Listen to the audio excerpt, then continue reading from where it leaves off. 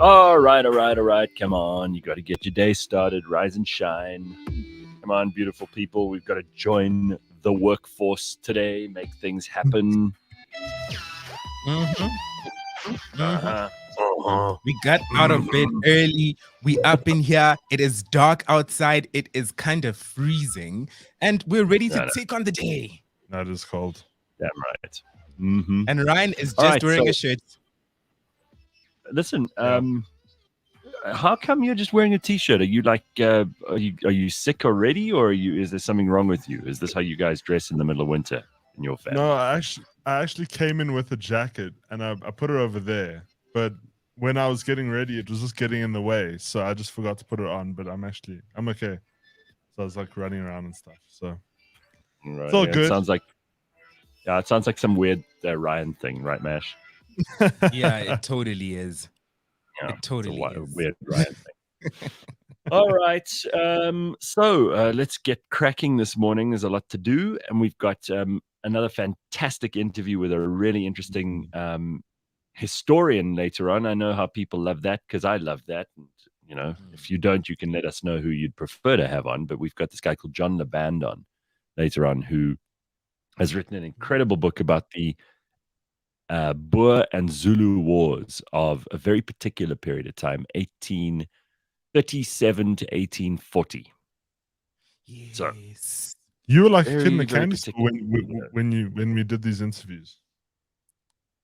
Because you did two historians on the same day. I heard, and I was like, yo, I want to just be a fly on the wall during these interviews because these are such interesting topics. South Africa's history is exciting. I don't know what's going on that side, but it's very jumpy. There's some kind of delay. Just check your speed there, your internet speed, because it's buffering the whole time on my side, and I'm sure it's not me. You know, Right. in a relationship, you always say it's me, not you. In this case, it's you, not me. Because I'm looking at some fine internet on my side, so I don't know what's going on yours. It should be perfect. Let's just see what's going on over there. All Not right. sure. Super jumpy.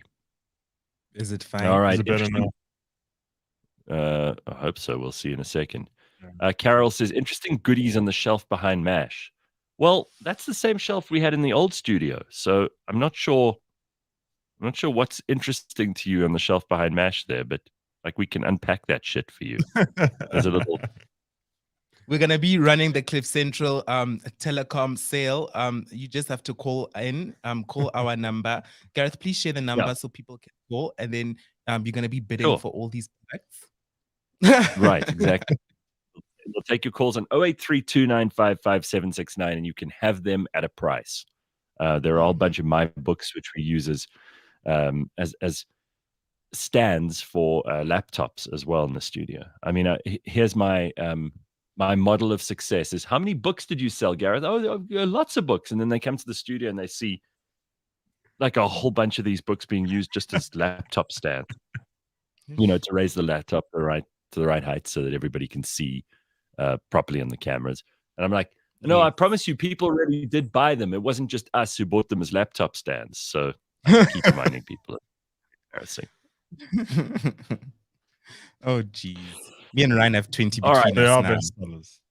They are best. Carl says enough with the history. Okay, one more, but give it a break after that. Well, I'm doing another nerdy thing this coming weekend. April has been my nerdiest month ever, and I love it. So I mentioned how on Sunday night I went to this lecture about black holes at 44 Stanley. There they have this bioscope. Yeah, and then these very cool guys did a whole show. It's like a performance. It's not really a lecture. And it was really interesting, and I loved it because it like ticks all the science boxes, and you know, you walk out of there feeling like you've learned something really interesting.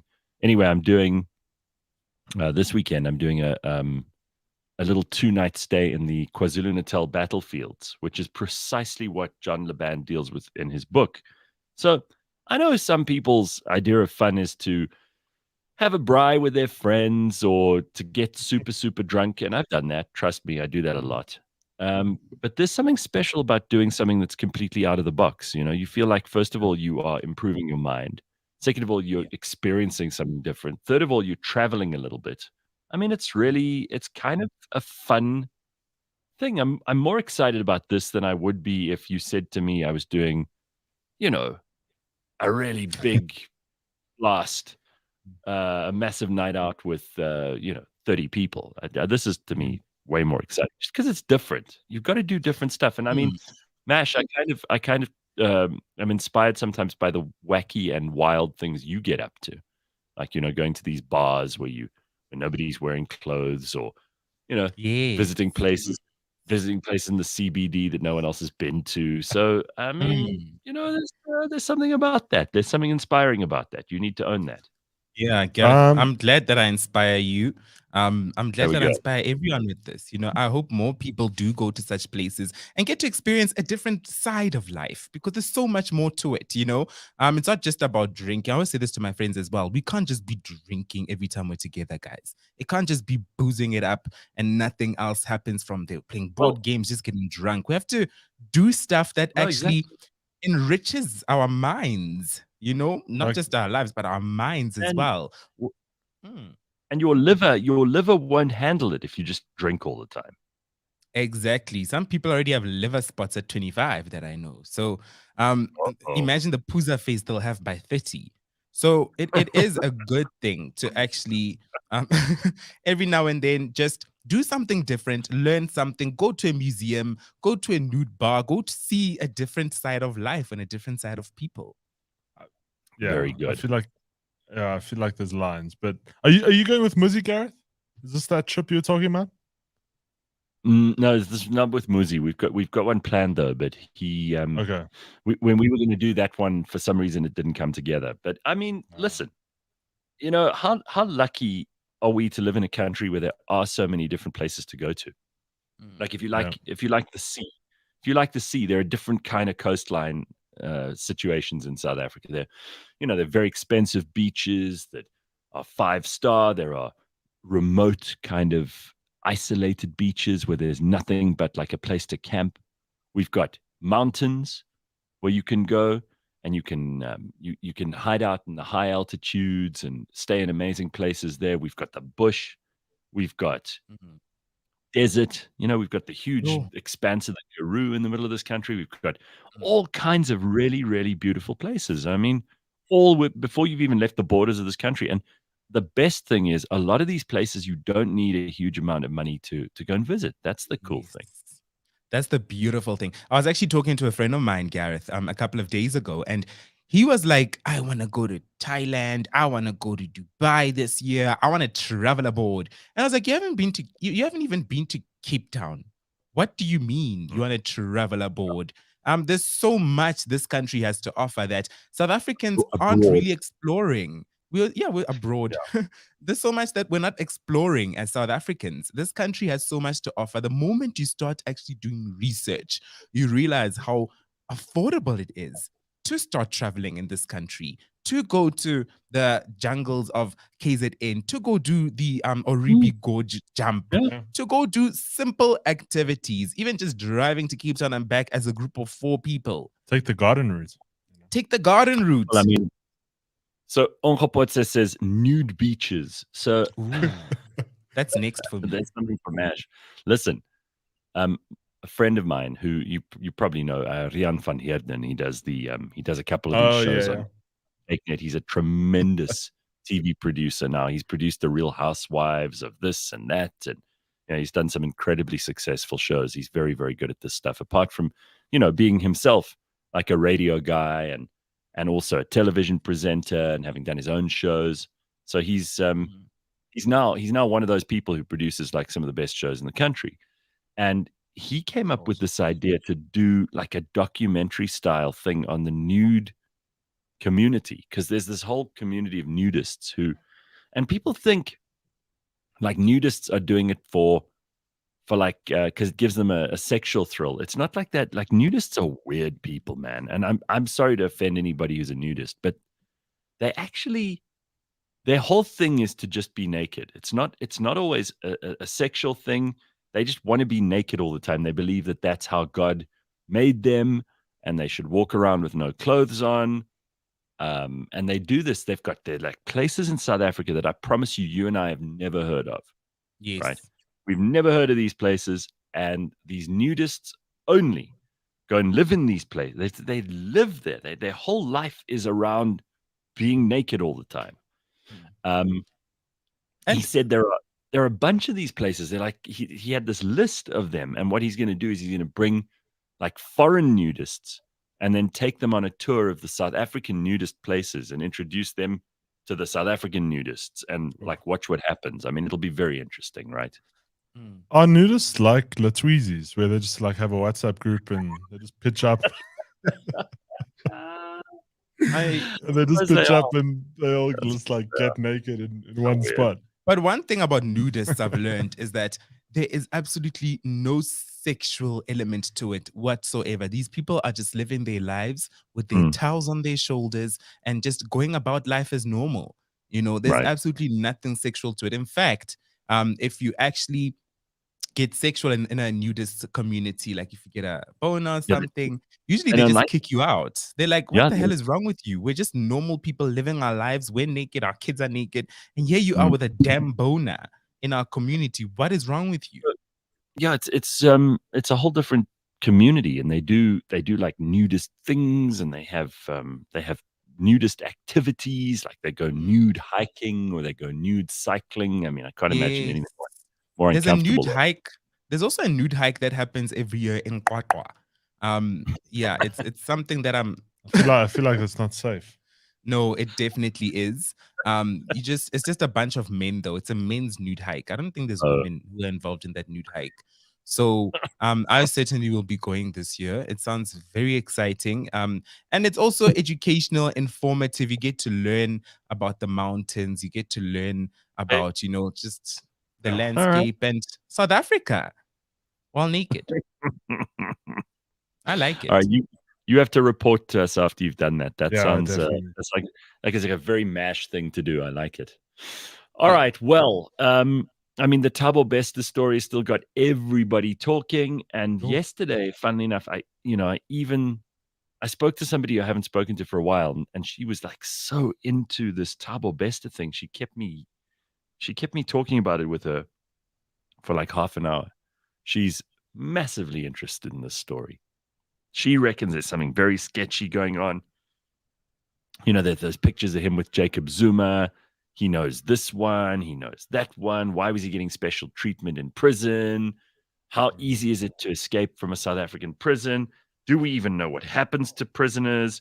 Because, like a lot of us just think, well, people go into prison and then they stay in prison and it's shit. And they have to stay there for a long time. And then eventually they get a chance to parole themselves, and they appear in front of the parole board. And then if they're lucky, they get out early or they get out just in time.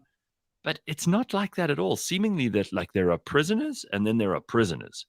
And although the average South African prisoner, I'm pretty sure, has an awful, awful time, it seems like there are a bunch of people in this country who, if you're connected enough politically, or if you have enough money, or whatever it is, you can have a very chilled, relaxed. It's basically like being in a B&B. Yeah, but like a 2 or 3 star B&B. But that's still not prison. I mean, that's not bad. It's not. Some of them are living better than us. There we go. And nobody's paying. They're not paying rent. They're not paying for food. They're not paying for electricity or internet. They've got all that stuff. And in fact, a lot of the prisons are on that grid where they don't get load shed. So, because you can't have a dark prison. Can you imagine all the shit that would go down? So they have to like keep the lights on. So basically, these people are living way better than most of us. Does South Africa have white collar prisons? No, so we don't separate. We don't really separate people by the kind of the nature of their crime. So a white collar crime is sort of fraud. Like banking irregular. Well, it's not always rich people, but it's people who do like financial crimes. So it's not like the hard criminals. Murder, rape, child abuse, theft, grand larceny, as they call it in America. We don't have like 2 categories of criminals. We just have criminals.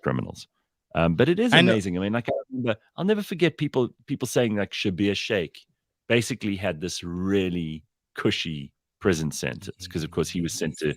Remember, he was sent to jail for like helping Jacob Zuma do some dodgy deals with the arms deal and everything else. Yeah. And although he was supposedly playing golf and just chilling, and got to like this Thabo Bester got to go home for weekends, and he got holidays. He got holidays away from the Yo. prison. Let me tell you something. Proper beautiful ones. I saw Dr. Nandipa's Instagram and they were like, this pool, this beautiful infinity pool. He was there as well. They were Right. together. Have you ever been to a How- prison? Who? Have any of you visited a prison? I grew up next to a prison and my dad used to work at correctional services. So I actually grew up next to a prison, and at school, Did you take a tour? not necessarily a tour, but it's not like my dad just took me to work. It's not like they had like take your kid to prison days. But what they did have was I did have a family member who was in the prison, where close the prison that we're living at. And we'd actually go visit him like every weekend. And he was I think he was sentenced to like 2 years or something. And then he came out. He was actually one of my mother's relatives. After he came out, he actually got back in. My mom was like, "Oh, your uncle's back in prison again, but we're not visiting him this time. We're not sending him soap." We used to actually visit him and just give him soap and toothbrushes. Well, I mean, I've told the story. I've told the story a few times, but we did a couple of shows. One of the shows we did was from Kgosi Mampuru's Pretoria Central Prison, which is like the main one that. There's the awaiting trial. So there's 3 or 4 prisons in that compound. There's the awaiting trial prison, which was just the most horrible thing I've ever seen in my life, because a lot of these people have been arrested because they don't have papers and they're in the country illegally. And by the way, we're not talking about just people who've crawled under the fence in Zimbabwe, and come to South Africa through Limpopo, for example, or managed to wade across a river. We're not talking about those. Sometimes it's people who've landed here by plane, and they haven't realized that their passport is expired or their visa or whatever it might be. And then they just get thrown in here. And sometimes they can't speak English, and they don't have any lawyer. So they just have to sit and wait for the state to appoint them a lawyer. They could spend years in the awaiting trial prison. And it is so depressing because Ryan and Mash, if you've just heard what we said about prisons, about how this Thabo Bester had like a holiday and he lived better than most people in this country. The awaiting trial prison was not like that, and it scared the hell out of me. I was like, do not commit crime. I'll tell you what, if most people had to visit that prison, they would never bugger around again. Because, Seriously? Yeah, Mash, they're like 4 people who have to share one bed, and they take it in turns. We had a school trip to a Leeuwkop prison. Yeah, Leeuwkop's there in Lone Hill, well, Midrand sort of area, right? Yeah. And at the time, it was quite far. When I was a kid, it seemed a lot further than what it is now. I drove past the other day, and I was like, "Oh, okay, this here." But it was an experience I really didn't want to try. But the school, it was one of those you had to attend. There was no excuse as to why you couldn't attend. Yeah. And so they had like a prisoner to take us through, and he would like be the guy. He's like trying to get out on good behavior. Okay, but Ryan, you ask about white collar criminals, and like Leeuwkop is one of the better prisons. Yes. It's smaller. It's smaller. People don't go there for like the worst crimes, right? Like if you're in a waiting trial, it's a mix. You could be right next door to a rapist. There are no single cells in a waiting trial prison. So it's just this big mix. And you literally have 4 or 5 hours where you have the bed to sleep. The food is disgusting. Like you'll start vomiting when you just smell it. It's so gross. They make it in these huge big pots, and it's fucking disgusting. I mean, that morning, they gave us the food and said, "Hey, you can try it." And I was like, if I eat this, and I'm not the fussiest person in the world, and I've eaten porridge in my life, but Jesus, if I ate that stuff, I swear I'd be retching immediately. It's just gross. It smells bad. It's horrible. Wait, Gareth, you've been in there. Yeah, we did a show from there. We did a man. show from the I prison. remember. Oh, Yeah, I know. This is ages ago. But look, I don't know what it's like now. But there are 3 other prisons in the compound. There's a women's prison, which we didn't go into. There's the C-Max prison, which used to, I don't know what it's called now, but that's like the maximum security prison. That's at the Yes. level of the Mangaung Correctional Services place that Thabo Best is meant to have been in. And that's got like hardcore serial killers and, all the most terrible criminals in the country in it. And those people have their single cells and they are, oof, it's really bad. They've got like an outside yard that they get a bit of sun in, but it's like barbed wire. It's almost like cricket nets, but with that really like hardcore fencing. Yes, I around know it. exactly what you mean. And they get like, I don't know, it's an hour or 2 out in the sun every day. It's so depressing. And if you think about that, then you realize like some prisons are really shit. So, But yeah, seems like this guy had the best time. I mean, I saw selfies he took with his bedding. I was like, damn, he has better bedding than me. Also, he had a Mhm. phone to take selfies. Exactly. And then the Minister of Correctional Services, Ronald Lamola, says on JJ Tabane's show, he's like, well, I only found out like a couple of weeks ago that this was the case. So I'm like, well, you're the Minister of Justice and Correctional Services. How can you not know what's going on in prisons? Like, what do He you must do be all day? fired. Your whole thing is to know what's going on in prisons and in the courts. No wonder our whole justice system is so fucked up. And Yes. what irritates me is you got a whole bunch of people who get really cross with the police, and you got a whole bunch of people in this country who get really cross with criminals. But what's meant to happen if a guy like Ronald Lamola's in charge and he doesn't even know what's going on in the prisons, and he's the minister who's meant to be keeping us safe and who's keeping the justice system in order? He's an idiot. This guy doesn't know whether he's a teapot or a hockey stick. Like one tit isn't talking to the other one. In his head, It's not. there are 2 little bugs on strings, and one keeps falling off. And you can see he's just not capable of being in charge of anything, let alone the all. criminal justice system. I mean, it's outrageous. I mean, But did you expect the Minister of Justice to be competent? I mean, let's be real. Growing up next to a prison, I actually also firsthand witnessed quite a couple of prison escapes. And I have Really? to also mention the prison I actually grew up next to it's called Groempend. It's a prison called Groempend. And That's horrible. and I remember it used to be on the news because of there was even a fire there and prisoners escaped. And at school, whenever I was in high school, and high school kids are hectic. They'd always ask me, so like, did you get chowed by the prisoners yesterday or the day before? What's happening? Are you keeping the prisoners in your home? Man, you like right next door to the prison? Like not just next door, Gareth. The prison is right here. I can see the prison from our house. So did anyone ever climb over the wall into your like yard? Yeah. No, nobody ever came to our yard. Whenever someone would escape, there was an alarm that'll actually ring. And whether someone escaped or there was a fight in the prison, there's like this alarm that'll ring and it goes like woo and gets louder, then slows down. And that's how we knew. So whenever that alarm rang, the kids should all like run home. All the kids should just run home. What an unbelievable story. Wow. That was my life growing up. And we got used to it. And in fact, it was like a whole little community there. It was like a prison community where everybody works at correctional services. You go to the shop. There was like a little shop where the people selling at the shop are the prisoners. It's actually the prisoners on good behavior. There was a gym. Who's the personal trainers? The prisoners. There was so many facilities in this place where this place was just being run by the prisoners. The streets, if there was a pothole in the street, the prisoners would be sent to fix the pothole.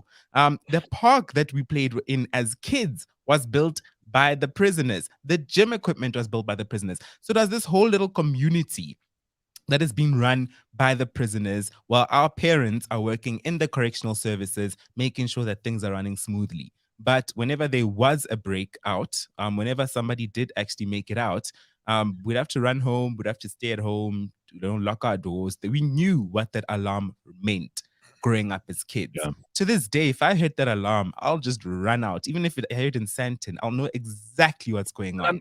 I'm impressed that there was this community thing and they had something to do and they had a shop and they had a gym and you could, they were doing useful things. They were like integrated into society, which is good, especially if they're not high level, dangerous, maximum security people. Bakabantu, the intern who we remember from the show not so long ago, we got to get him on again. He says, we separate prisons by how hardcore the criminal and the crime is, maximum security versus medium. Yours sounds like it was a medium security prison. No, Gareth. So Groenpunt actually has everything. So Groenpunt has medium, juvenile, and maximum. And Jesus. it's all separated by communities. So where you live is where you literally live next to the prison where your parents work. So I used to live in a community, a suburb called Maximum. That was literally the name of our suburb. We used to live in another suburb there's another suburb that like has no prison next to it. It's far from the prisons. That one was called Quasi. I don't know why it was called Quasi. And I have no clue. But then there was Quasi, there was Medium. Medium was next to the medium level prison, which is also juvenile. And then there was Maximum. And then we used to live in Quasi, and then my family moved to Maximum and my dad got a promotion. And we used to live next to the maximum security prison. We used to see these people on a daily. Some of them will just be doing, they'll do our gardens, Gareth. These people also, they used to have a restaurant where like they'd actually cook and like you could order your chips and stuff where prisoners are actually preparing the food for us. And I used to go there all the time. This is very exciting. I mean, you were in an actual suburb called Maximum. That's how close to the you were. This is very, very interesting. Good Lord.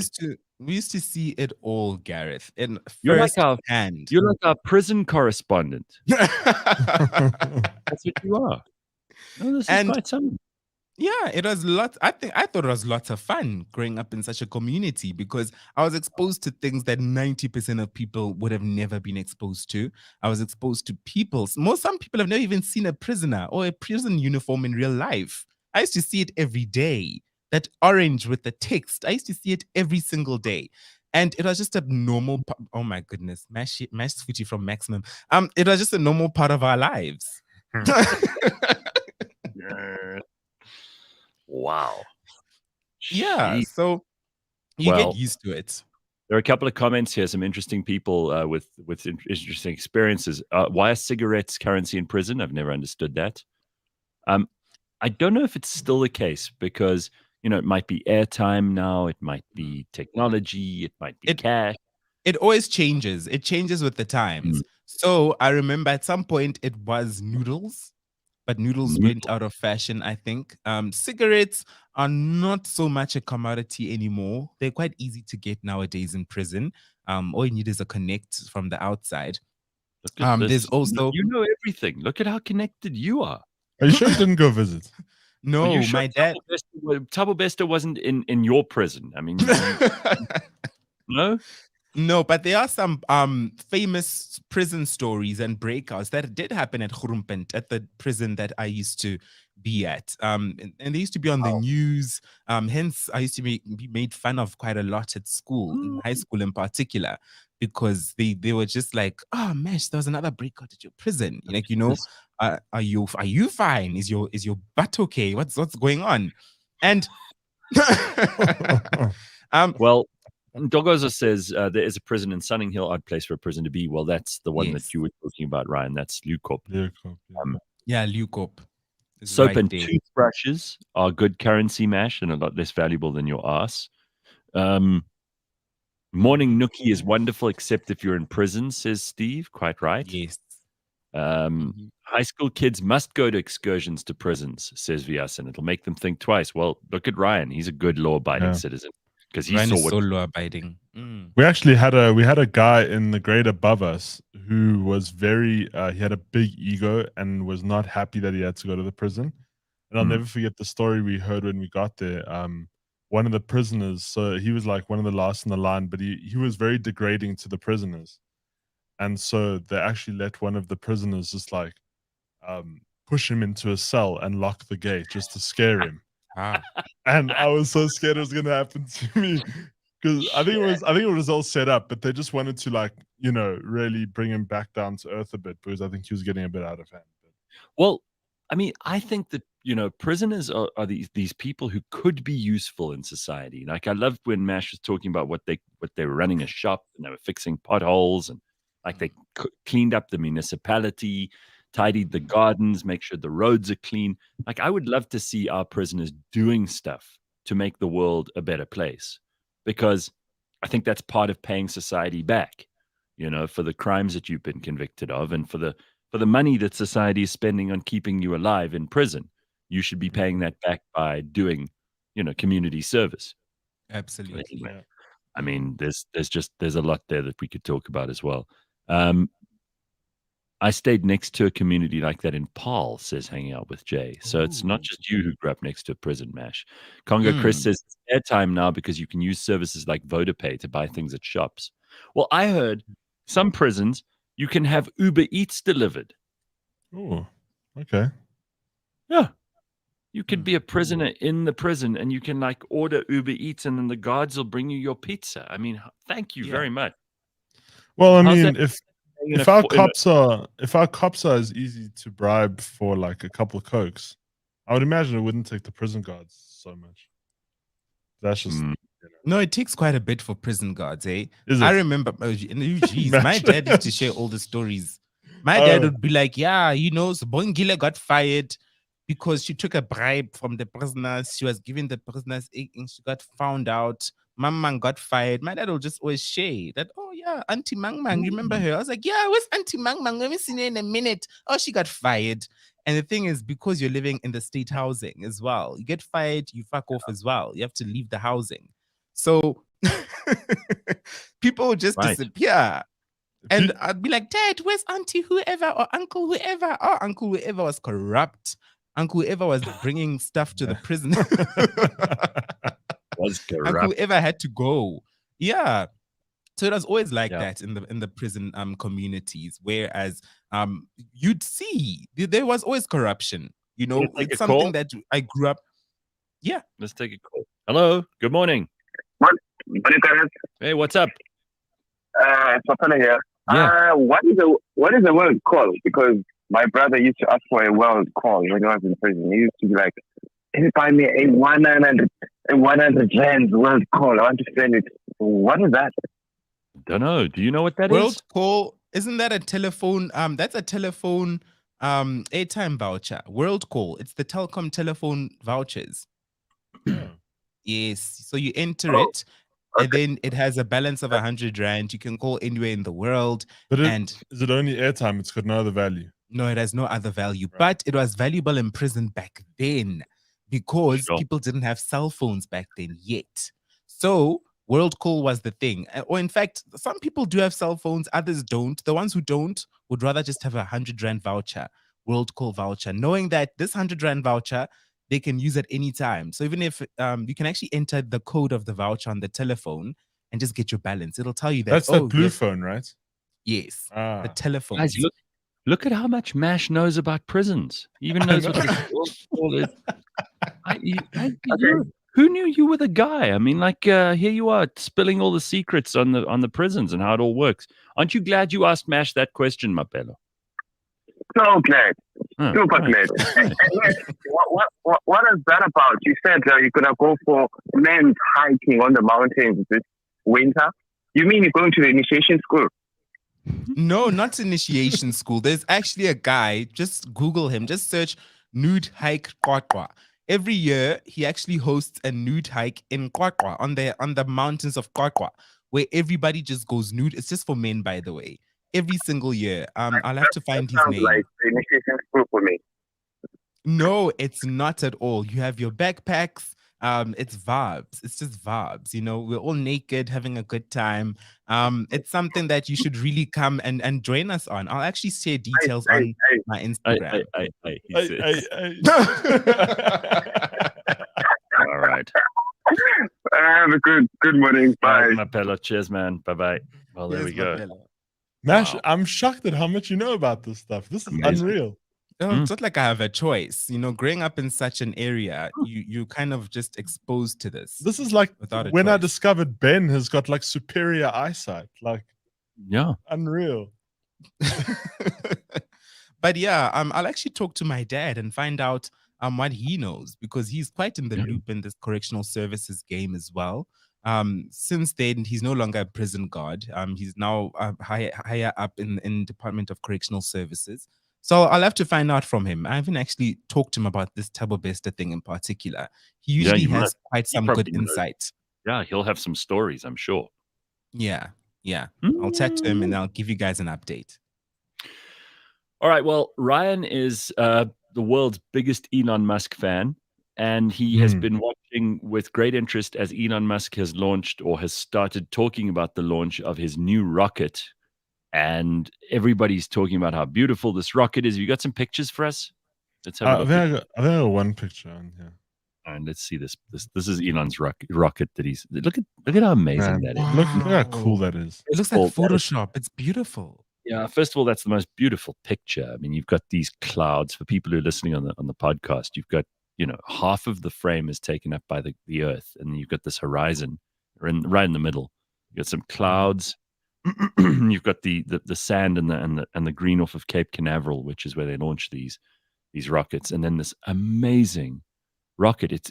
First of all, it's just so high up. I mean, it must be what 40 stories. Huh? Easy.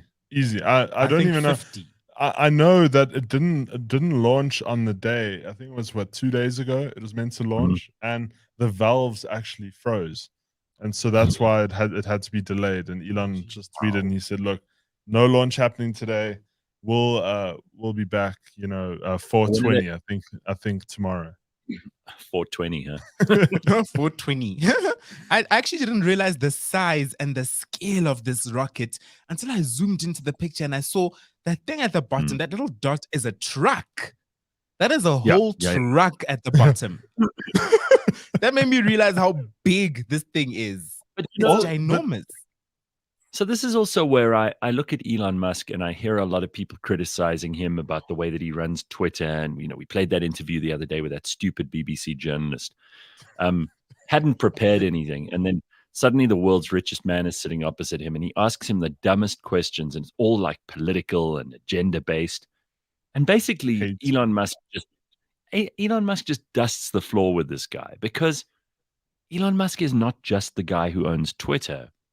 He's not just some meme guy on social media. He's not just a hilarious person who believes in certain things like freedom of speech and all the rest of it, but he's also like the guy who's putting these incredible pieces of technology into space.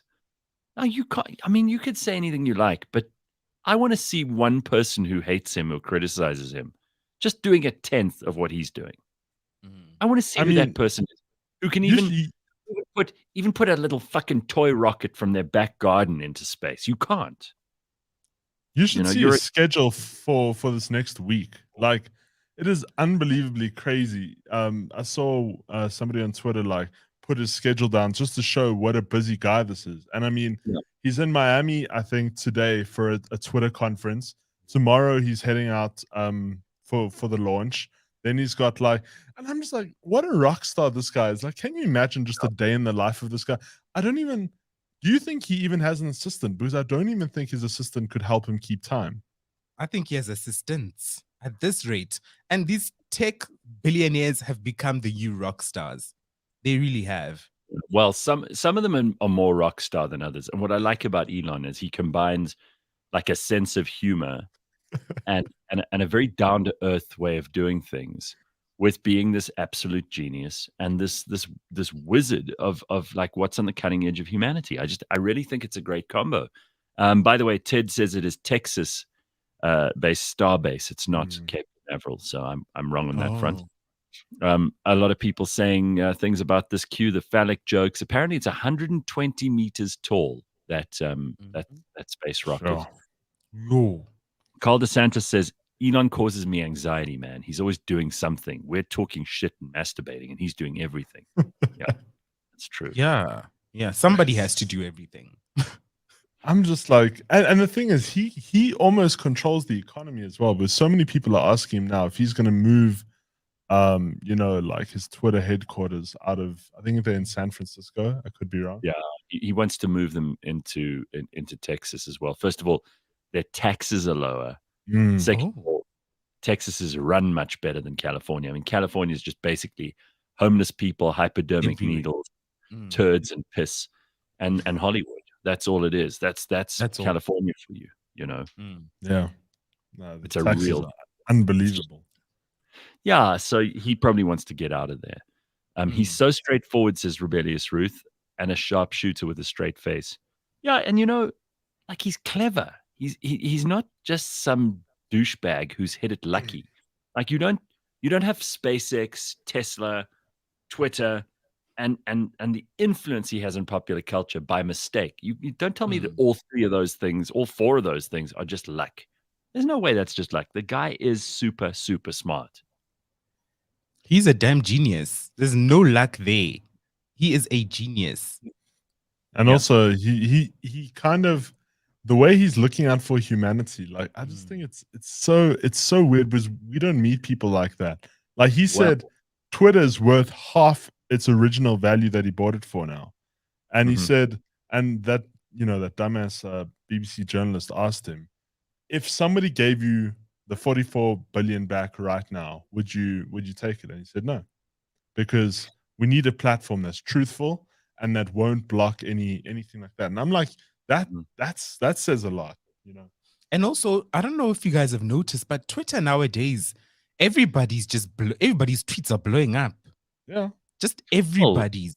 They've taken off all those governors and those secret algorithms that were behind the scenes busy moderating who would be seen and heard and who wouldn't. So we actually know how Twitter works now. And I'll tell you something, he's made it better. It's gotten much better.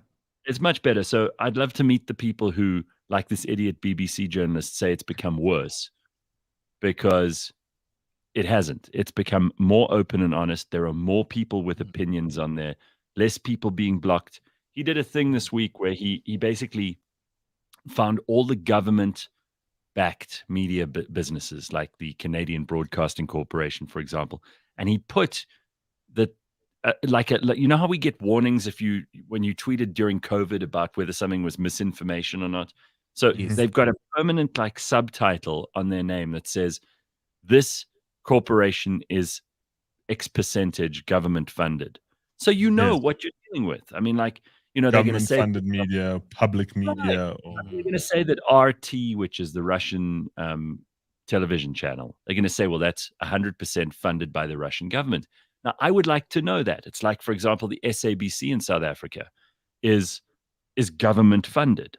100%. So you know when you're dealing with propaganda. By the way, they appointed a new board at the SABC yesterday. But if you care about that, you need to have your head read. Yeah. We don't. So it's very weird. I see Tabo saying in the comments, Twitter is not truthful. It's a version of the truth the Republicans want. Republicans? No. If anything, Twitter is so left of center and always has been used for the last, I don't know how many years. You could argue that Elon has brought it more to the center, but it's certainly not Republican. It's been very blue for a very long time. Exactly. Elon's got this thing where I remember he tweeted a couple of weeks ago where he said he's not picking fights, but he says if I have the Republican side and the Democratic side angry at me, that's a good balance, because he's investigating from both sides. He says I'm not trying to favor anyone, but I'm asking all the questions people want to know. So Congo Chris says he didn't buy Twitter to make a profit. He bought it to peek behind the curtain and protect free speech. The Twitter files are just a nice, juicy bonus. You should listen to Matt Taibbi talk about it. He's a journalist. And yes, Congo Chris is quite right. Matt Taibbi, very well-respected journalist from the left. He's not a Republican or a right-winger by any means. And he has been one of the journalists who Elon basically gave them full access to the back end of Twitter, said, just go for it. Look for what people were shadow banned. what kind of stuff they blocked, what sort of stuff, government interference by the US government and Twitter. He released something very scary the other day. He said, apparently, the US government used to, and I don't think he's giving them access anymore. He said they used to have access to people's Twitter DMs. That's unreal. I do not want the government having access to any of my private communications with anyone, no matter what it is. I'm not trying to hide anything, but it's got fucking nothing to do with the government, right? Yeah. Anyway, so and now he's also. This is funny. She goes, CBC mentioned, that's the Canadian Broadcasting Corporation, that they were less than 70% funded by government. Then he branded them as a government affiliated media and changed it to 69%. He's even put company association badges now. So if you work for a specific company, so now you have your verification, but you can also, like, if you work for, say, ESPN, then you'll have a little ESPN badge to show that you're an affiliate of the company. Wow, that's really cool. I saw businesses now also have gold verifications instead of blue. Yes. Wow. So I want to ask Ryan about this because I'm not a big energy drinker, but these energy drinks are seemingly like the most extraordinary success story, and they're growing everywhere. And in this market in South Africa, people drink energy drinks all the time. Huge business. I've never heard of this particular one. What's it called? Prime? Prime Energy? So a lot of people, if you watch YouTube, you know Logan Paul and KSI. So KSI is from the Sidemen. They joined forces after beefing for so many years to make this drink called Prime. And so both fan bases came together. But now you see they haven't released it in South Africa. They slowly rolling it out. They first rolled it out in the US, then it went to the UK. But the thing is, now, Ryan, are these prices correct? 799 rand for this drink? Oh, it's for a 48 pack, right, Ryan? No. It's for a 24 pack. No, this is one 48 pack. No. One drink. One bottle. How big bottle. Is it? It's 500 mils. So guys, this half is a liter and it costs $800. So this is the problem, Gareth. Here and this has happened all over the world, right? So because they've only rolled it out in the US and UK, and I think now Australia is the most recent place, they haven't rolled it out here. So I have commented on this once or twice before, but the thing that makes this ridiculous is, like, people in South Africa, and Leanne Marnus actually tweeted about this. I put the tweet up there. She says, supply and demand, mega famous social media influencers, WWE, Arsenal, whatever. I still think this is crazy. My best mate called me laughing from New York, saying it sells there for just $2.37 rand a bottle. Moral of the story, think carefully before wasting your money on hype. By the way, that was actually Leanne Manus's voice. That's how deep it is. So everybody's in on this. I mean, you actually have people buying 800 rand for half a liter of this energy drink? It's actually kids. The hype is so big. Right. These kids are... Which kids? Like Tweezies? No. Well, I don't know, actually. But these kids are wanting to spend this much money on drinks like this. And the thing is, they haven't released it here. So wherever they're getting these drinks, it's through a distribution channel, obviously, where they're paying a lot of import fees and a lot more than what it's worth. And I just think it's so irresponsible of South African retailers to actually stock this, because kids are actually buying this. And they are paying things like 400 to 800 rand per bottle. Don't blame the shop. If the shop has the stuff and someone's dumb enough to pay that for an energy drink, I mean, that, you know what a drink would have to, just think about, like, the best whiskey in the world won't cost you 800 rand a shot. I mean, not the very best. The very best ones will. But I mean, you go to an average bar and you ask for one shot of whiskey on some ice. It's not going to cost you $800 for that shot. You know what's $800? A bottle of champagne.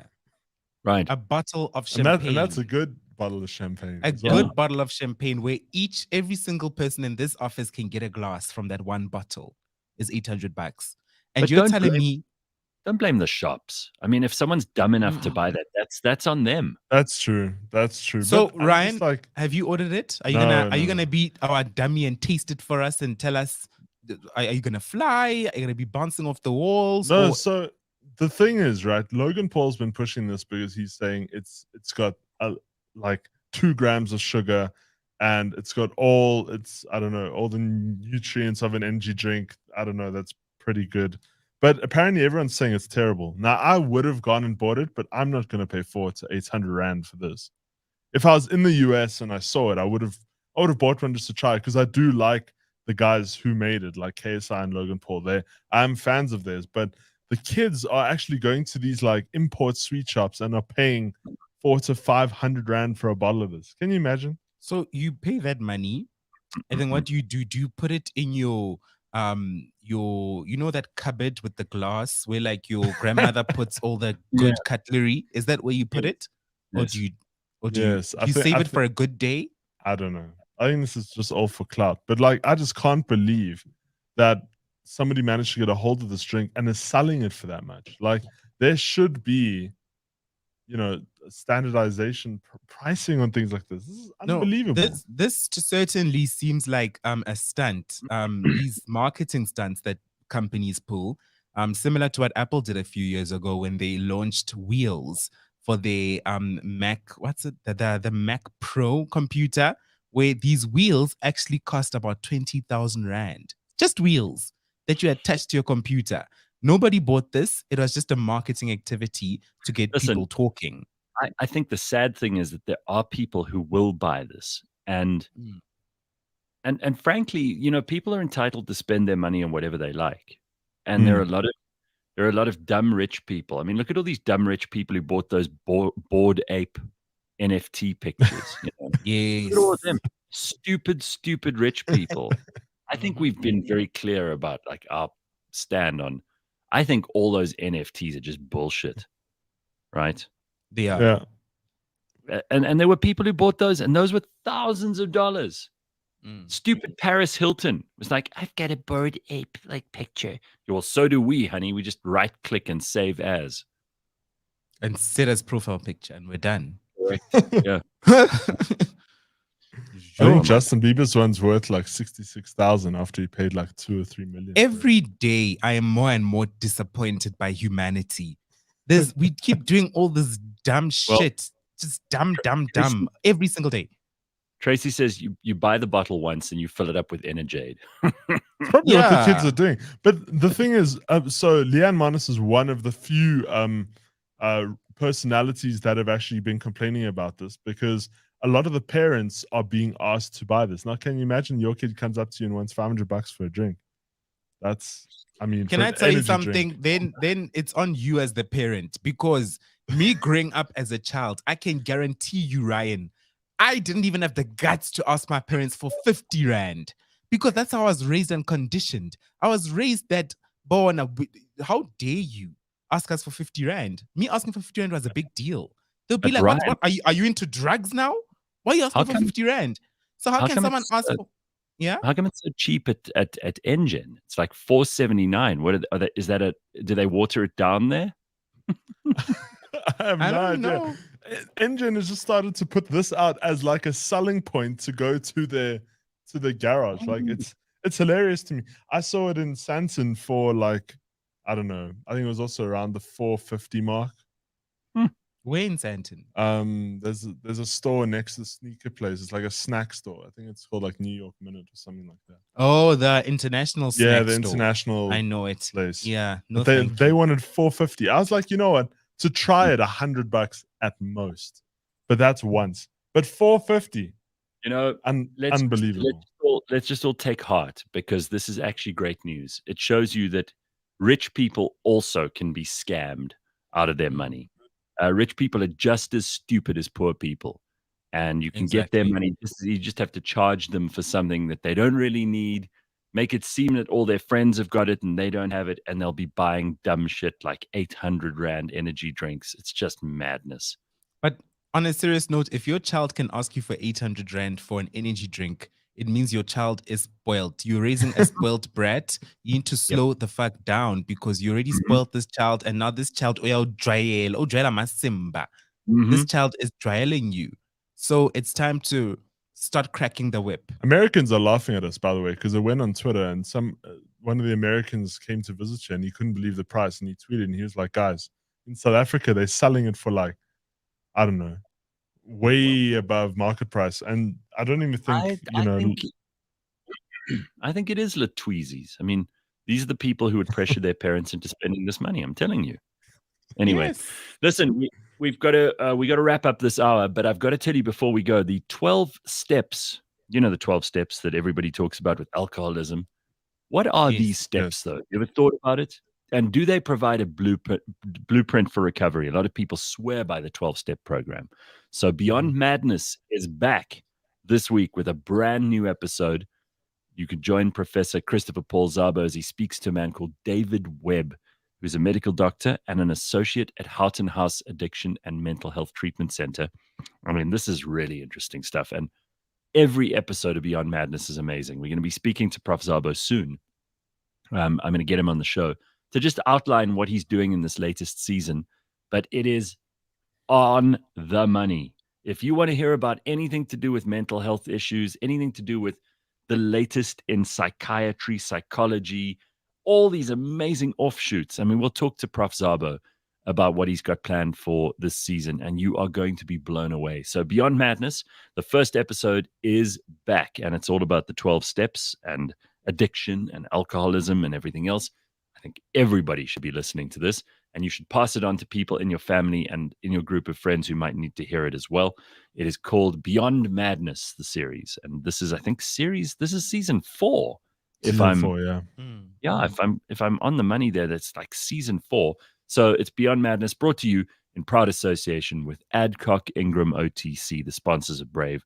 Listen wherever you get your podcasts. We will be back with an amazing chat that I had with John Laband next. CliffCentral.com. It is Wednesday, the 19th of April. Good morning. This week on the Auto Trader podcast. I mean, you would as a customer, you would expect if you go to the dealership. So now you've imported this car. It's not available yet, right? Yeah. You've imported this car by legal or illegal means. Yeah. And now the OEM is not geared up. The dealerships are not geared up to support that car. I don't think it's the OEM's responsibility. So therefore, they shouldn't help. Specifically, I don't think it's the dealer's responsibility because there's no support for it. It wasn't bought in here for a reason. There's things that have to happen before. So now you take a car to the dealership, right? Yeah. If they touch that car, yeah, immediately they take responsibility. Catch us every Monday at 9 a.m. on YouTube and on autotrader.co.za. Just because it's about technology, connecting your business to the rest of the world doesn't mean you need to send rockets to space and use complicated solutions. Want to simplicate things? Well, join Jaco Voigt, who is the CEO of Catalytic, on the Unbundled podcast. With skin in the game and a keen focus on educating and assisting you and your business, Jaco decodes all the aspects of connectivity, security, and cloud solutions. Unbundled is brought to you by Catalytic and is available on cliffcentral.com, Apple Podcasts, Google Podcasts, Spotify, or wherever you get your podcasts.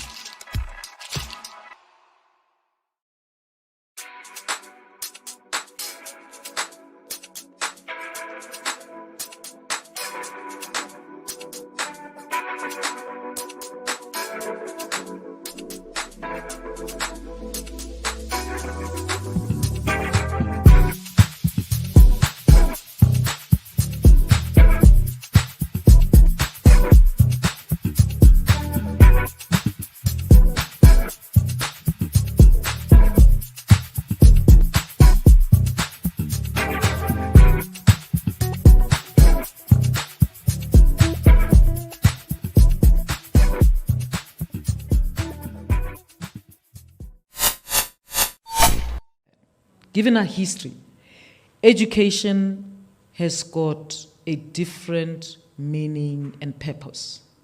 It's not just about becoming a lawyer. It's about social status also. Yeah.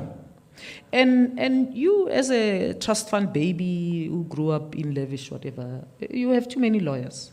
We don't have lawyers in my family. I'm not a trust fund baby. I never finished. No, hold on. No, because I don't mean you. I was looking at that lady. Actually. I don't know why you're owning it.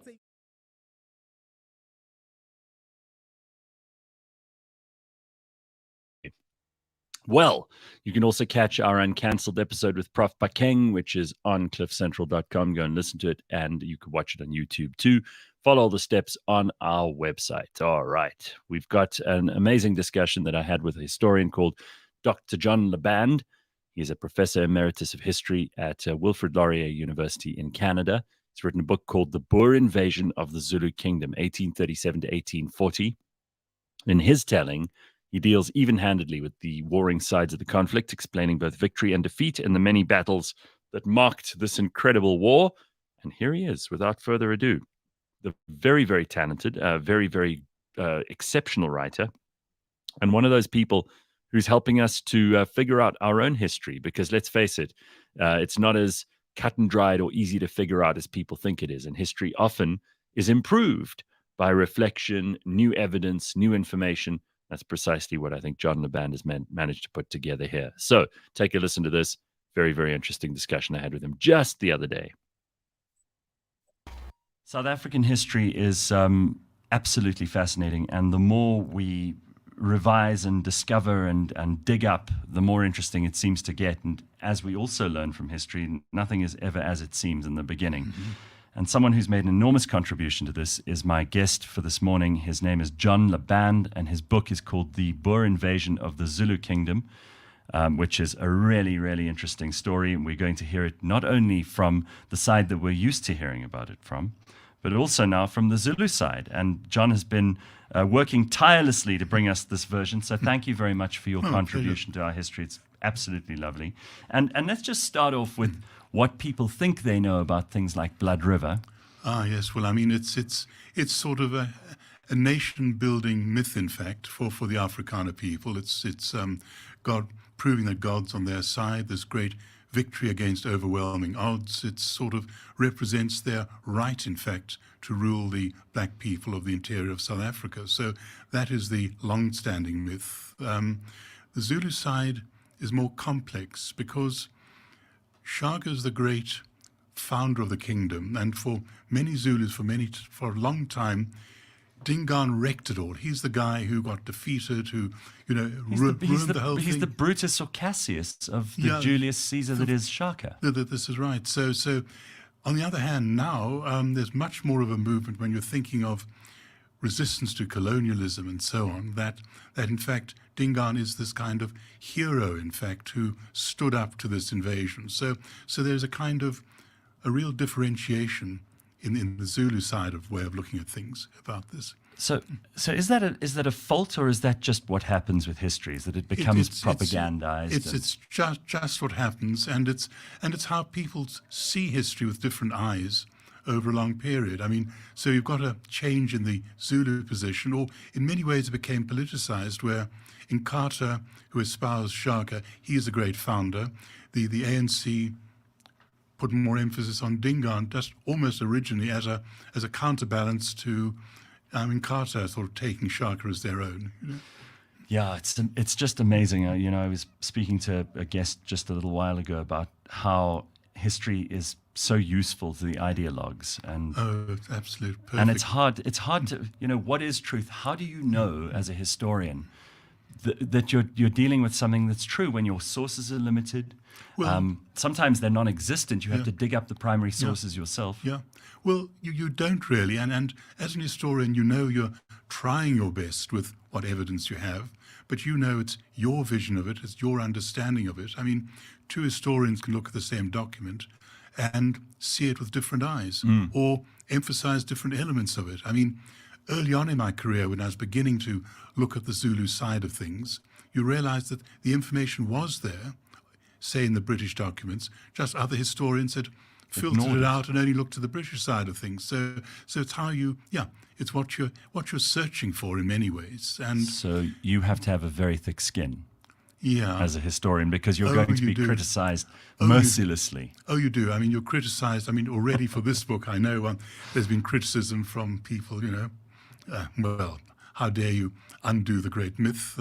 Yeah. The Zulu side of things, there's this, you're a white guy, what are you doing talking for us? So one's always running into trouble of one sort or another. You don't please everybody. You can't possibly.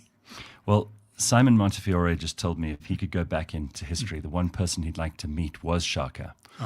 And I think there are a lot of us who would. I remember at primary school, I was in KwaZulu-Natal for primary school, and we had a significant part of the syllabus dedicated to Zulu history, Yeah. which was quite good because, good, yeah. this was during apartheid, Yeah, really. I mean, I yeah. was in primary school in the late 80s. Yeah, So, right. but it engendered in me Yeah. this absolute fascination, and I don't think it's saying too much to say that Shaka was a kind of hero to me as a kid. Yeah. I dressed up as Shaka. We went to this little fake Zulu village they'd built where they showed us how they used to live. Shaka land or whatever. It was called Pezulu or something. Oh, yeah. And I the remember, one, yes, it's probably one of a number of them. Yeah, yeah. But I remember learning about the Ikwa, and Yeah, I learned right. all about the formations of the bull horns. And All that, I mean, this yeah. was, to me as a kid, Yeah. this was military history of the highest order. But the irony is we actually know nothing really about Shaka. We have no idea what he looked like. No. His antecedents we're not sure about. I mean, so there again, Shaka becomes a kind of myth as well. Well, we know we at least know where Sezanga Kona's buried, I suppose, Yeah, but we we- don't even know where Shaka is. Well, no, he's Stanger somewhere, but they're not sure, yes. right? Well, I mean, it's near what used to be the magistrate's office anyway. But so we've got the memorial, which is sort of where he's supposed to be, but no one's digging around trying to nobody's find gonna dig anything. that one up. No. So, John, let's start with Dingaan because if we could begin somewhere, it'll give us a place to. I want to get Right. into some of the meat on the bones Sure. here. So, Dingaan, I mean, we've always had this portrayal of him as being the traitor Yeah, to his brother, half brother. yeah, That he was fat, that he was not particularly well equipped, that he was lazy, that he was also the one who murdered Piet Retief and his men at Umgungundlovu Yeah. up on the hill of Kwamatiwan, yeah, called them a bunch of wizards and Yeah. turned against the treaty which he'd signed, which is preserved in the Church of the Vow in Maritzburg, and then went on to lead them into all kinds of real loss, defeat, tyranny, and ended up in the bushes in a place that's literally named the Bush, yeah. and died in some ignominious fashion. That's right. I mean, but I think there again, I mean, that's one way of looking at him. Another way of saying here is a highly ambitious and successful prince whose half-brother was becoming a real danger. He seized the throne with a well-formulated conspiracy and proceeded to win over the army that is returning up from fighting Shoshangane and consolidating the kingdom. And, if it hadn't been for the invasion of the Boers, he'd have probably been a successful Zulu king. I mean, if Shaka had been faced with those 1,000 wagons coming over the Drakensberg and all the rest of it, would he have done any better? Same military system, same organization? It's a moot point. So Dingaan is someone who, in Zulu terms, was a firm king, a successful king, someone to be feared, which kings were supposed to be feared, and being confronted by this invasion, decided to deal with it, and to deal with it in his own lights as best he could. So, there's nothing like failure to turn you into a fat, useless, cowardly guy, whereas on the other hand, if he'd been successful, he'd have been seen very differently. So it's Well, I mean, again, the parallels here with figures like Brutus and Cassius are just, extraordinary. It's almost as if there's an ongoing human story that we can't get away from. No, well, sure. I mean, And brother turning on brother, yeah. Well, I mean, all the Zulu kings fought contested successions. I mean, even the latest king we have. I mean, all right, now you do it in court. Then you did it by killing the whole lot. Hook and crook. So, all right, what part of the story? I'm fascinated. I happen to be four greats grandson of Piet Retief. Oh, really? Which people don't know because they assume that you must speak Afrikaans to do that. Yeah. His daughter, Boer Retief, is buried in our family graveyard. Goodness, okay, that's and interesting. I can go through the generations that succeed, though they're much less storied. Yeah. I've never been to the site at Kwamati one, but I believe that whole area is just absolutely chock full of all kinds of history that we still have to discover. And so much of this, and when you come in and you're being particularly helpful here, is the oral traditions which are being kept alive by elders in villages all over KwaZulu-Natal. These are sources which haven't been taken seriously up to now, and add much more color to these stories. I mean, let's just go into Dingaan just after his succeeding Shaka. Yeah. And what happened there? Yeah. You said this army was coming up from the south. Yes, he had to win over. from the north. But, tell me how it all began. Yeah, well, I mean, Shaka had faced a number of assassination attempts already, in fact, a number which had failed. He had sent expeditions off to the Cape, diplomatic ones, attempting to consolidate the kingdom and get recognition like that. That had failed. And it seems that he sent the army up north again very quickly to get it out of the way while he tried to consolidate his position at home, and sent the major princes with it. Now, the feeling is there, well, having sent the princes off, what was he intending to do with them, hoping they'd never come back when they went off to fight Shoshangani and the Gaza people near Delagoa Bay. But what happened, the princes absconded when the army was halfway there, came back, and with Nkabai, the sister of Sinzanga Kona, who had put Shaka on his throne, she had decided Shaka was becoming too much of a problem, so she aided and abetted Dingaan and his brothers in this assassination attempt. So once that's all done, it's consolidated. The army comes back. The army's persuaded the new king has done a good thing. The first thing the king does after that is kill almost all the rest of his brothers, about 13 or so of them. Keeps Mpande alive. He kept Mpande alive. He kept about one other alive too. So there are about 2 brothers were left alive, but the rest were eliminated, like the Ottoman sultans, who the first thing they did coming to the throne was or the English in the Wars of the Roses. Yeah, you strangle all, you kill all the Henry opposition. VIII did you this. You kill the opposition. Sure, that's the thing. So once he's there, right? So he's set off. Now he's a successful king. He's setting military expeditions off into the Highveld to fight Mzilikazi and people like that. He is acting like now a good Zulu king, exactly in the footsteps of his brother. And interestingly enough, establishes a permanent capital, which Shaka had never done. Well, Shaka kept on moving his capital and getting closer and closer to that extraneous element, those Port Natal settlers who arrive. They arrive there with weapons. They arrive there with a whole another world that's part of the whole game now. And Dingaan starts playing this. I mean, Dingaan is now using them as mercenaries. He is beginning to collect firearms. So Dingaan is getting into the colonial world. He is sending off diplomatic missions to the Cape as well to try and make for better relations. So he is also getting into the whole sort of nexus of this new kind of world where the colonial element is absolutely beginning to impinge on your kingdom and you're beginning to react to it. That's all very well dealing with Port Natal traders who every now and again you attack them, you scare them off their settlement, you control them, you go and attack Delagoa Bay and beat up the Portuguese, Yeah. I mean, so he's very much acting like a good Zulu monarch until the guys come over the Drakensberg with Piet Retief, and then this is a whole new ball game entirely. So did they meet as sincere equals when they decided that they were going to apportion land to each other and there was a deal on men and on arms and on cattle? or was it a complete farce? Dingaan had already allocated all the land he allocated to Piet Retief to Captain Gardner, the missionary.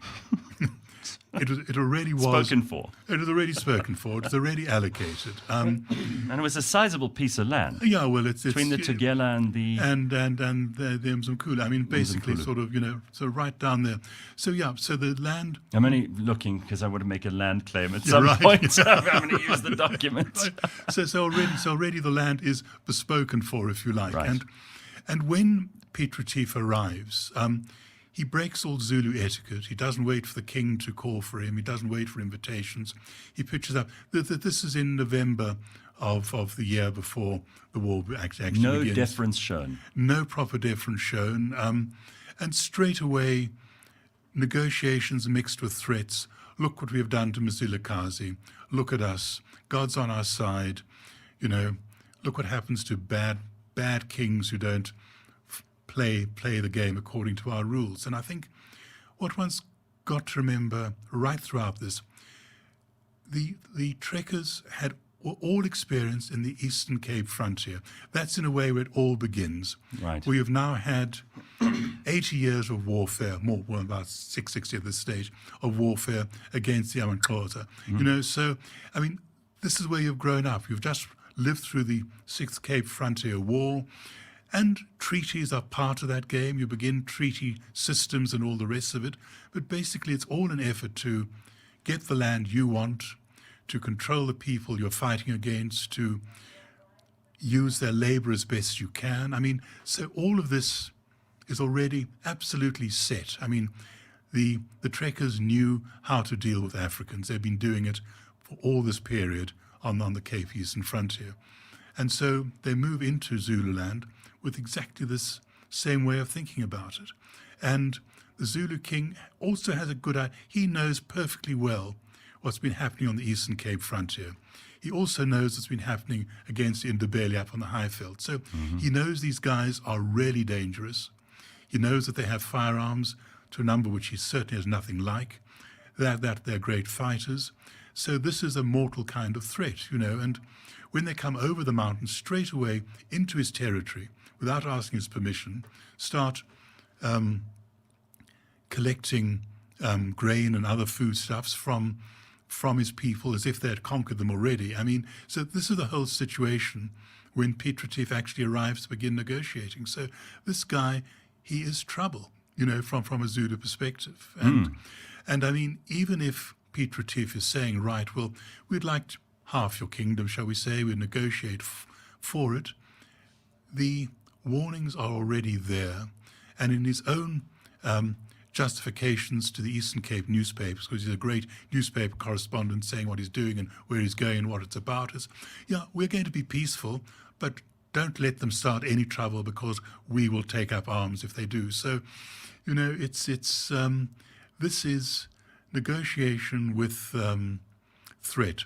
It's like Putin arriving saying, okay, we would like the Donbass free, please, you know, but don't say no. And of course, you know, the Zulu are a different kettle of fish to the Xhosa. There's a very different kind of outlook. Much more centralized, much more of a centralized, a real empire. Coherent monarchy. Where the Xhosa were much more disparate. Exactly. Well, okay, so then these negotiations are going to take place under bad faith from both sides. Yeah. So Yes, it's doomed. from both sides, it's indeed, doomed from the start. Absolutely. The story that we all know is that they are placated. The trekkers. They're told, here we are. Dingaan supposedly signs the traktaat, which was found much later in his saddlebag, conveniently. So they say. Exactly. And Dingaan then orders their death. Yeah. And this is not unlike any monarch might do to the most immediate threat. Well, we've all watched Game of Thrones. We've seen what happens at banquets. Right, banquets. So they all eat very merrily. There's dancing and singing, and then suddenly a whole bunch of assegais come out. Yeah, right, yeah. But also, I mean, the Boers, when they arrive, they're given an exhibition of military prowess, right? They're firing blanks, but they're galloping around. The whole of Mngomhlobo is covered, you know, is suffused with gunpowder. I mean, this already is a visible threat as such. And they break all kinds of taboos. I mean, they're offered the best kind of accommodation in the Akanda, in the military homestead. No, they're not going to live in huts. They're going to camp outside, and they happen to camp outside on a royal grave, which is not really great, appreciated either. They're offered food. They say, no, we're going off hunting, so they don't want our food. They go peeking around the Isigotlo, the king's sort of harem, which nobody does on pain of death. So what's that about? They start moving around it at night, looking after for their strayed horses, so they say. But then what are they actually doing? Are they thinking of an attack? Are they measuring things up? Or No, if you're Dingaan, you're paranoid at this point. and this is what wizards, I mean, when he says kill the wizards, it's because this is what wizards do. Wizards move around at night, checking out their potential victims. And so the Boers are going on like bad people with, But there are dead bodies, so we know that he's not exactly playing the game either. No, he's certainly not playing And the game. this is now full all-out war. And interesting, after their murder, he moves quite quickly, Dingaan. In fact, the operation it's boom, boom together. And look, when Because he realizes the rest of the party are out there. And any Zulu king, when you execute an enemy, or execute one of your top people, because what the Zulu kings would do regularly, they would kill a top chief or two just to show who was boss. You would then go off and eradicate their entire family and everything around them. So extirpation. And so what this is, it's on a larger scale than usual, but it's you kill the chief, and the army goes straight out to wipe out the rest of the extended family. So it's a typical Zulu operation. And they're really caught with their pants down because and they were. I mean, it's remarkable anyone survived that first wave of attacks. Absolutely. Well, again, those who'd had enough sense to lager or semi-lager were fine. Those who were scattered along the river banks, they had bad luck. But again, it was actually a setback for the Zulu, because here it is, they'd arrived totally by surprise, caught the encampments completely unprepared, and yet they hadn't won. They were actually fought off. They retired with a fair amount of cattle, but they hadn't carried out the operation completely. So that is another shock, if you like, for the Zulu king. The operation is not a success. And this is where the Shaka fans would say, well, under his leadership, they might have done better. Well, you see, Shaka, certainly by the later stage of his life, he never went into battle himself. His generals did it. His generals were going to fight the Amampondo or the Swazi or whoever. So Dingaan was simply giving his best generals. It was now in command of his absolute best guys, and Zobo and Glela and people like that. So now he's giving it the full show, if you like. And this failure is something that is really, really alarming, in fact. So does is this the next knock step their going to be? self-confidence? Does this put them on the back foot? It puts them on the back foot, and what to do next. And it's the Boers who make the next move, when they pull themselves together and then raid towards Mgunguklovo, that commando led by Asen and Van Potgieter. So that is the next move, and the Zulu then respond to that, and they respond successfully. It's a battle they win completely at Helene. I mean, the Boers are completely beaten up and retreat and basically flee, pursued by the Zulus. I mean, that's a loser. And at the same time, at Port Natal, where the Boers have made an alliance with the hunter traders at Port Natal, they've galvanized themselves. They've put together an army, mainly of African retainers and levies. I mean, it's mainly an African army, though about 500 or so of them have got firearms of one sort or another. They invade Zululand, and at the Battle of the Tugela, near Ndondogazuka, they get completely wiped out. I mean, and Port Natal itself is attacked and burnt, and the survivors, take refuge on a ship in the bay. So, I mean, here are two Zulu big victories, boom, boom. So you would think this would buoy them up for now they are conquest. buoyed up. So now from the Zulu point of view, by April or so, they're really pretty much in charge. And the Boers are now on the defensive. They're pulled back. They're going into their lagers and all the rest of it. And the next step is, as the Boers, what do we do? They're actually, as I say, marking time. And the Zulu then make the next initiative. We're going to finish these guys and hit them at Vechla, in August. And that is their first attack on a well-fortified lager with the game pits and all the rest of it. And they attack it again and again. And that is the real game changer. Because here's the full Zulu army, but attacking this all-round defensive lagered position. But still, I mean, the numbers are extraordinary. Well, I think one mustn't overdo the numbers because, at Vechla, the Boers were under 3, they're about 200 at most. And the Zulu army is perhaps 5,000 or 6,000 at most. The numbers are much smaller than we like to think. That when you're fighting in Donagazuka, the numbers there were also about 5,000, it's still 7,000. 1 to 10 It's 1 to 10. significant. But 1 to 10 in a siege situation is in fact really quite another story altogether. And the point about lagers as well is that you can outnumber 50 to 1, but if the lager length is, shall we say, 200 yards, that is only 200 yards of the 10,000, and the rest are behind. So in other words, you're concentrating against only those numbers that actually face the lager, and all the other huge numbers are simply in the rear. Okay, but then that's a strategy which the Zulu weren't prepared for.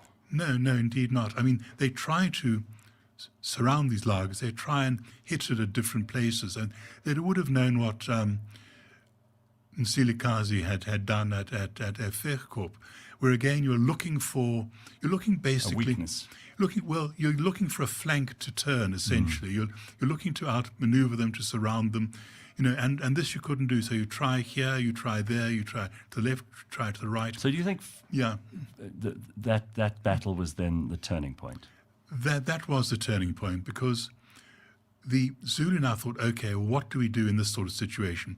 When we have caught them in the open, as they did at Helene and at the Battle of the the Tugela, that's fine. But now what do we do?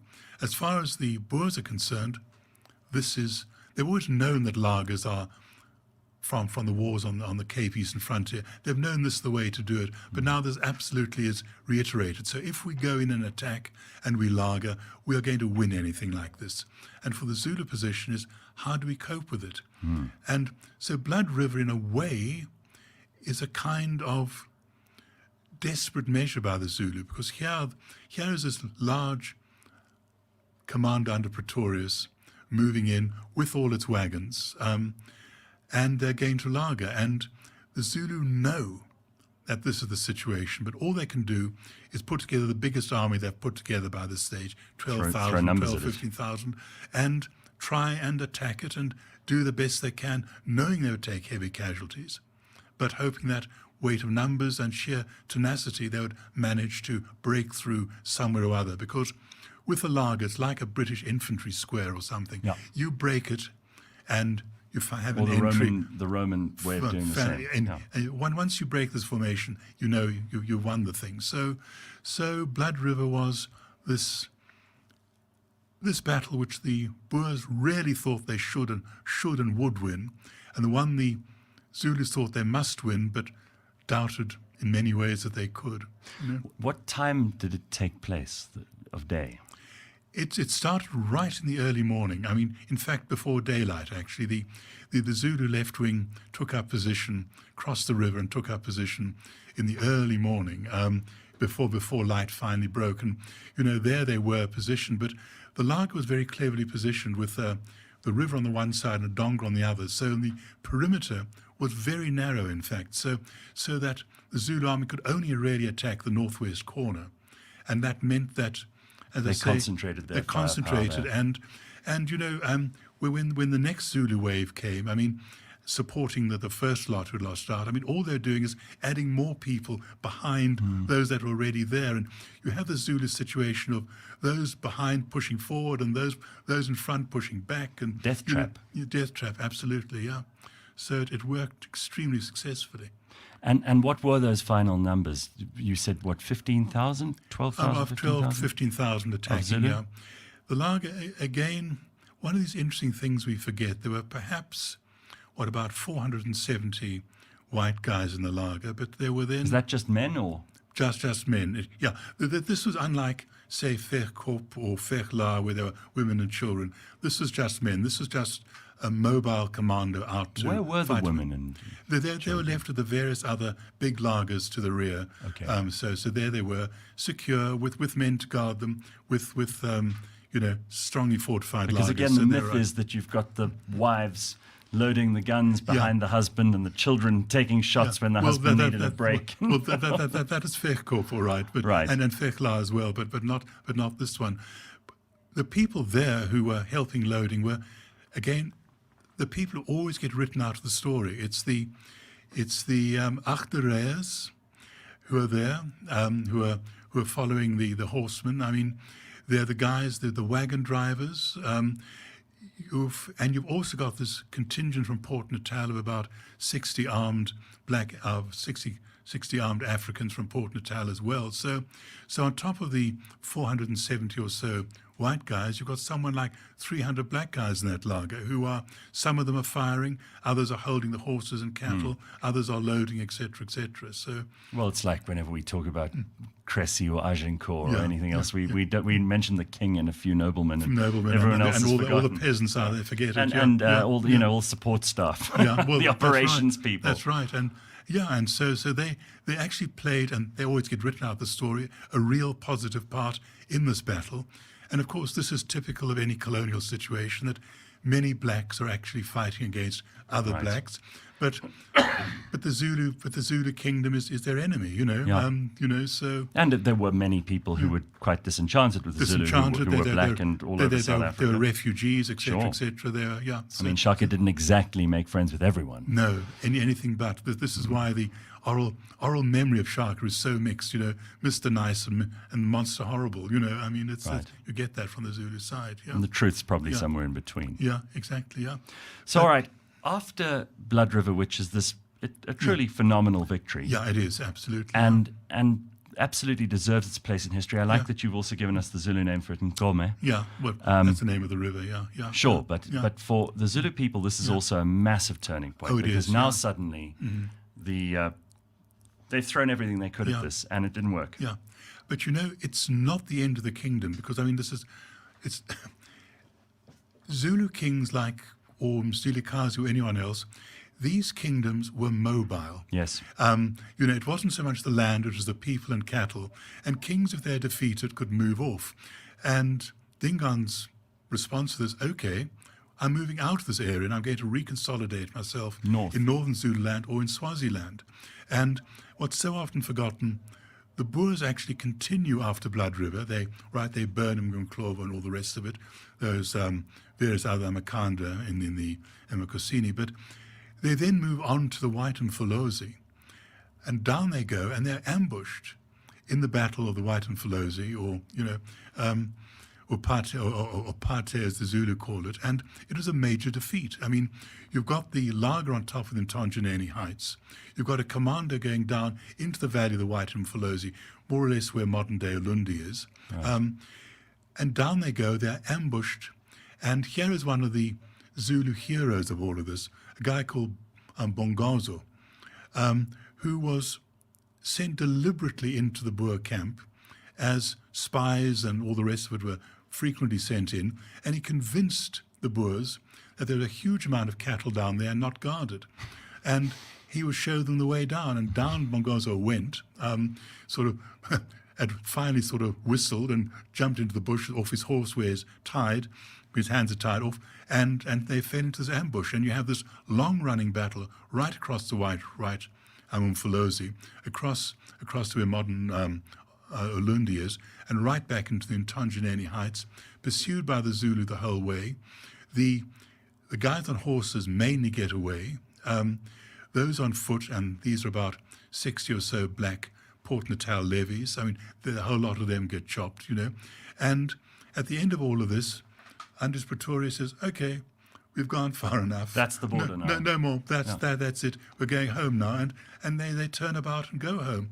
And then they begin negotiating again. about allocation of land and what, if we give you peace, what we'll give you, etc. So it's not Blood River, you were saying, but it's actually the Battle of the White Mfolozi that kind of determines the territorial stalemate. That's right, because after that, they're willing to negotiate. Dingaan is thinking, he creates 2 more Mgungu Clovos. He builds 2 more, say settling up again, and then he sends his armies north once more into Swaziland. What really changes the whole game is their defeat by the Swazi in the middle of 1839, where, okay, I can't move my kingdom any further north because the Swazi have defeated my army at Lubuya, so now I've got to talk to the Boers. Meanwhile, the British, they come into the picture because their real concern with the trekkers is that they're going to cause mayhem on the Highveld.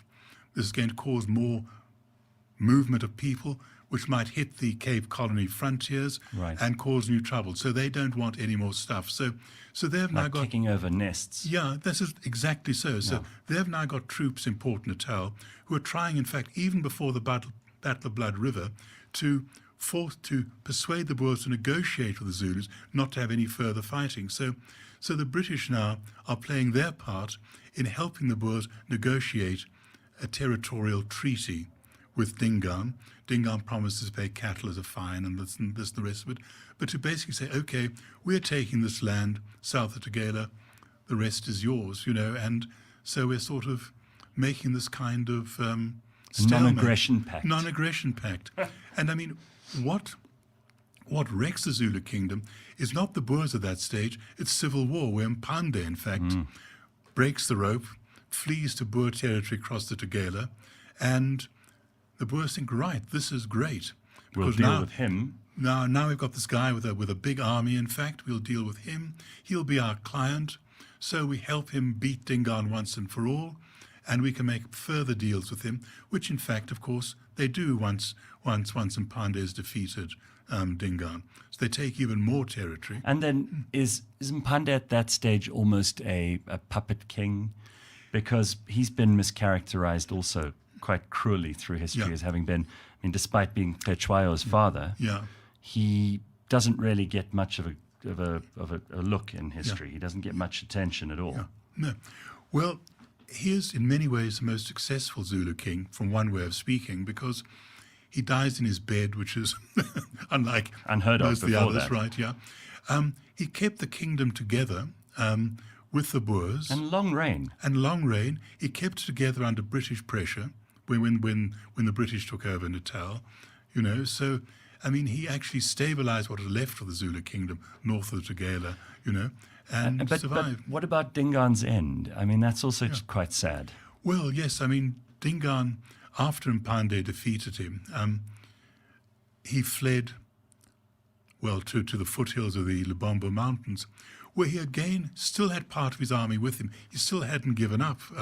He still set up another Royal Akanda usual style, but it's the local people, the Swazi and the Nyawo, who decide we can't stand this guy and we're actually going to do him in.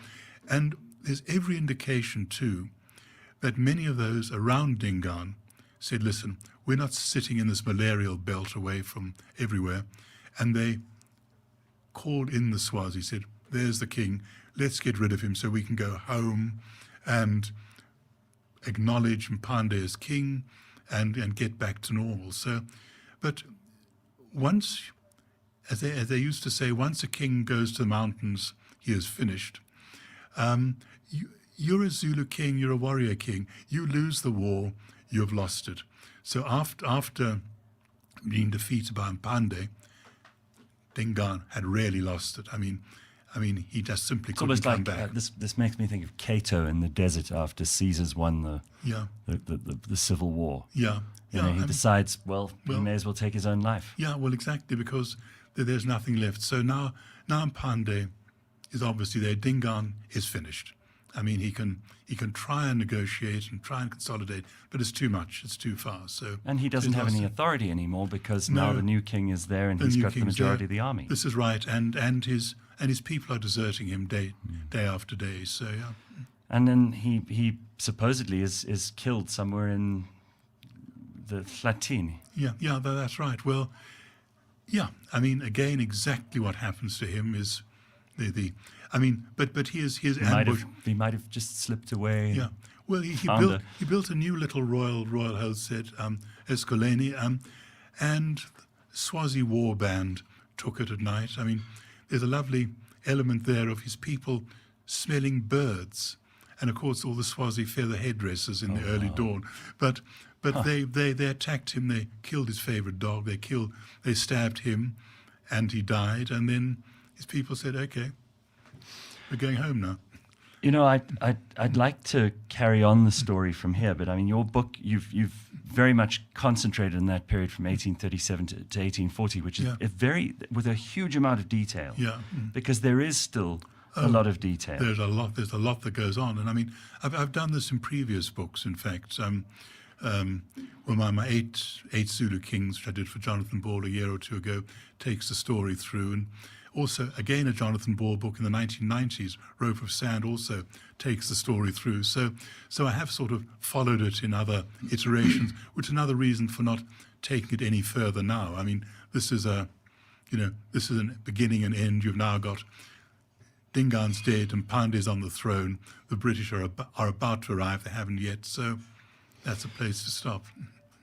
What is it that drew you in the beginning to Zulu history? Very obliquely. When I was at Cambridge University, my special subject was the Indian Mutiny. Oh, yeah. Which I very much enjoyed researching, etc., etc.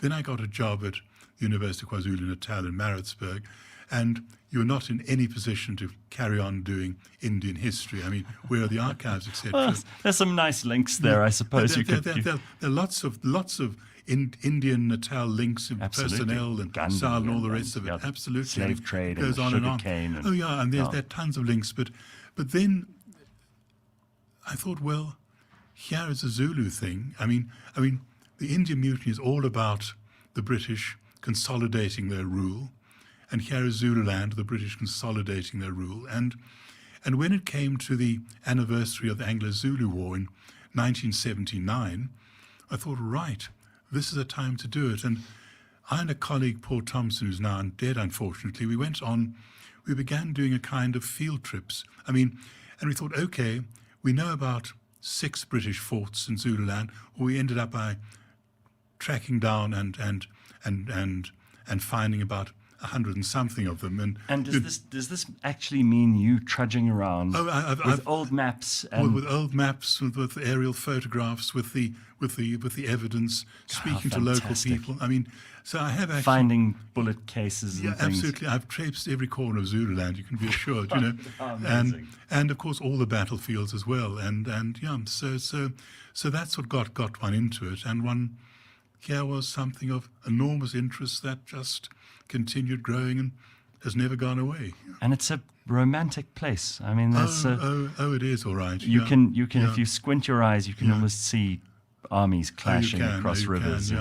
You know, and it's there are all sorts of moments when the last king, King Zweletini, I mean, was dancing in the Isibaya at the rebuilt and on Dini and so on, you know, and they're the white royal cattle and all that kind of stuff. So I mean, and there are all these continuities. It has a great romance to it. Yeah. You know, the Zulu people have been very good at retaining a great depth of knowledge about their own history, where there are many other nations and cultures and people all over the world who have far more scant information about, weren't as good at recording this stuff, whether orally or else, in other ways. Yeah. But, I found it disappointing. I mean, when I used to lecture on Zulu history at the University of Natal, this is before I went off to Canada for a number of years, I'd be lecturing mainly to Zulu students, Zulu history.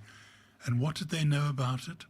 Like nothing, it seems. So maybe their grandfathers might remember it, but it seems to have, from a younger generation, I suppose less so if you're further up in Zululand itself, but if you've got a more urban kind of, it's actually as foreign as the Wars of the Roses, quite honestly, And that is sad, but I do think there are still these pockets of extraordinary knowledge and wisdom. And a sense of Zulu nationhood. Right. Which you have, which is very, very strong. I mean, and that doesn't go away. And that's part of it. And I mean, even if it's based on myth and half-remembered history, there's an awareness there, which is certainly, very viable today.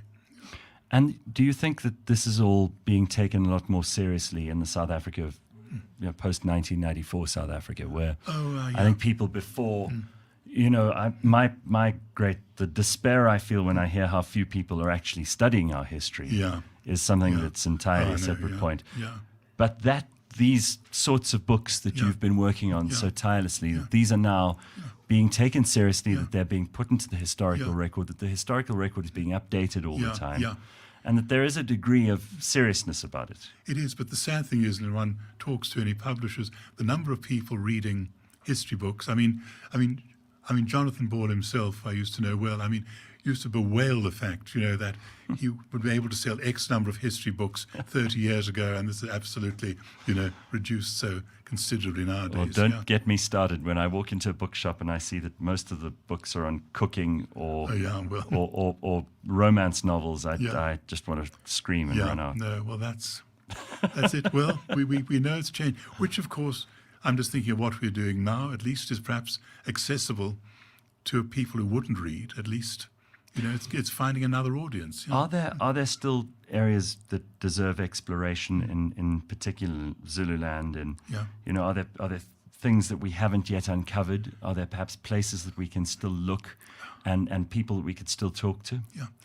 I think more recent Zulu history is what's been less covered, in fact. I mean, it's sort of, things tend to stop with the Anglo-Zulu War. And the later history of Zululand, the appalling civil war of the 1880s, which Jeff Guy and other people did so much. Their involvement in the Boer War, for example, which I've covered. A lot more can be done on that. But just the history of Zululand in a period under the Union of South Africa and then the Republic, it's not been particularly well covered at all. And we don't have, unfortunately, I mean, they've attempted to put up a kind of Zulu version of the Blood River Memorial. Yeah.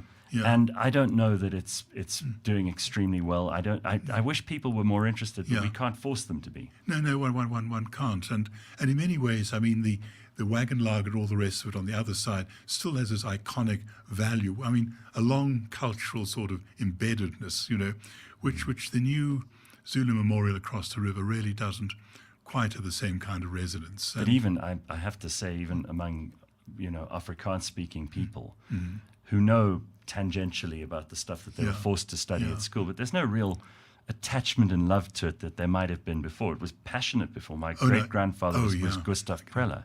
Oh, really? Who wrote the history of Mzilikazi. Yeah, of course. And nobody knows that name anymore. No, sure, no. Lobengula. Yeah, no. And, you're talking about history in the shops. It tends to be more recent history, more contemporary history or political history. This background history that framed everything we deal with. It's arcane now. Arcane, yes, that's the word. Well, you may be writing arcane books, but I thank God for it. This is good stuff, and I can't tell you. I mean, the descriptions here of brightly coloured silk dresses, dainty little hats and white shoes, stockings and gloves, and I mean, this is just you talking about the trekkers, what they looked like. Yeah, I mean, I love this because to me, you're allowing us to see, to imagine. Yeah. The whole picture, not just this is how many people are on this side. Yeah. This is where it took place. There's a diagram. We're actually getting to see the faces and hear the voices of these people. Well, I try to. I mean, this is one thing of getting down to the original sources or to the the diaries and memoirs that are written, or looking at the recorded Zulu oral testimony. You do get the voices, in fact, and that to me is such a vital part of it. Well done. Really, I can't thank you enough for coming to see us this morning. Well, thank you. I've really and for enjoyed writing this. the book. Yeah. Thank you, John. Thank you very much. Thank you, Gareth. Thank you.